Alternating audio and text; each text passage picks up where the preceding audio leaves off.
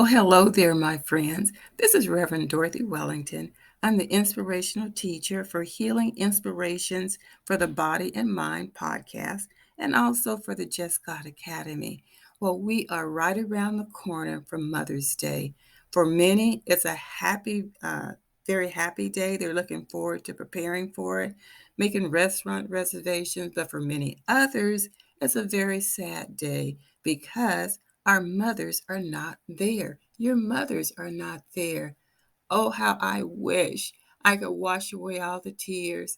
I wish there would be no sadness, but there is.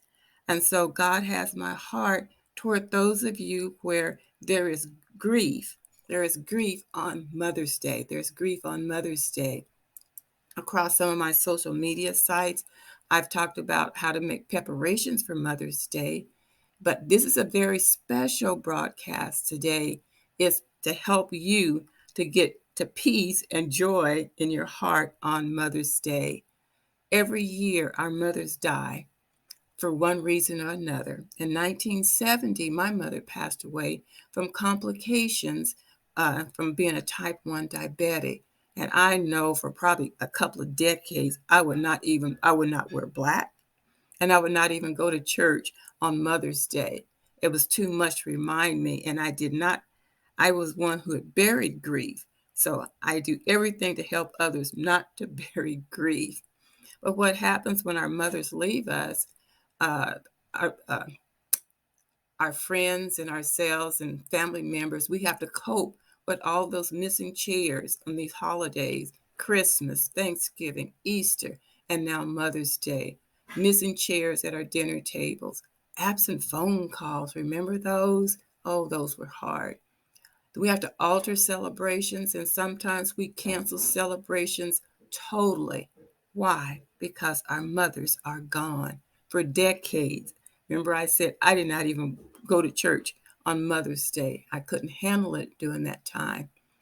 We encourage people, after the funeral, they'll say, you know, remember this, your mom is always in your heart.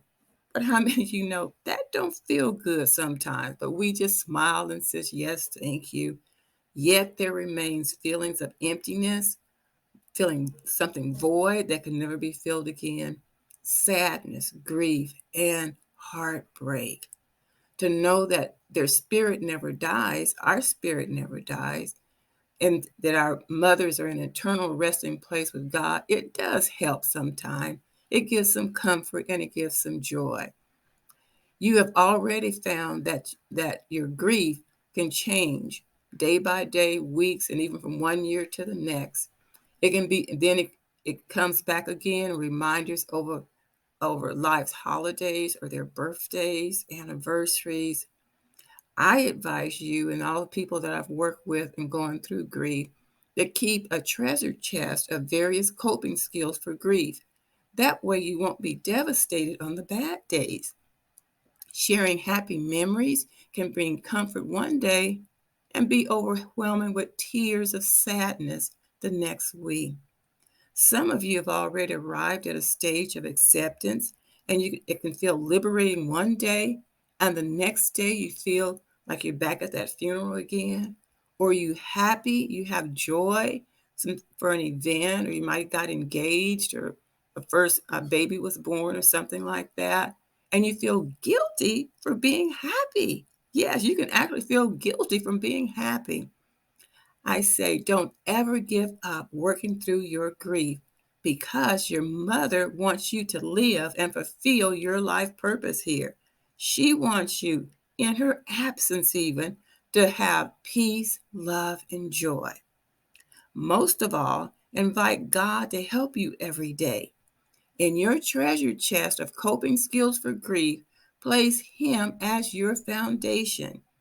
At all my episodes on this healing podcast, I say God heals, period.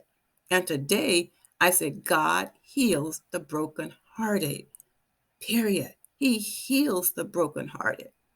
He is best at knowing what you need to do, what needs to change or add for that specific moment.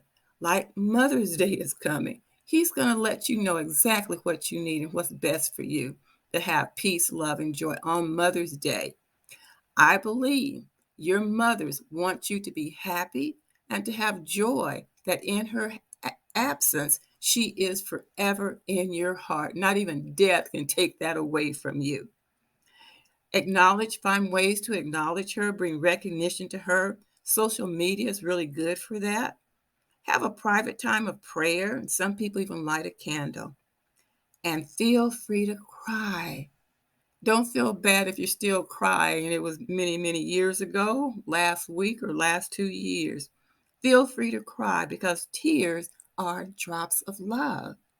Yet they help to relieve emotions, sometimes happy emotions, sometimes sad emotions. But tears are drops of love. And acknowledge her at a family gathering. She never has to be left out, but acknowledge her. And I want to say, God bless you for taking time to listen and open up this podcast for help for grief on Mother's Day. Take time to visit my website. I have a page there. It's called uh, Reading Readers' Comments. You can send me a personal email right there to the contact page. But until the next time, when you see me again, hear me again on healing, inspiration for the body and mind, I said, God bless you, and bye-bye.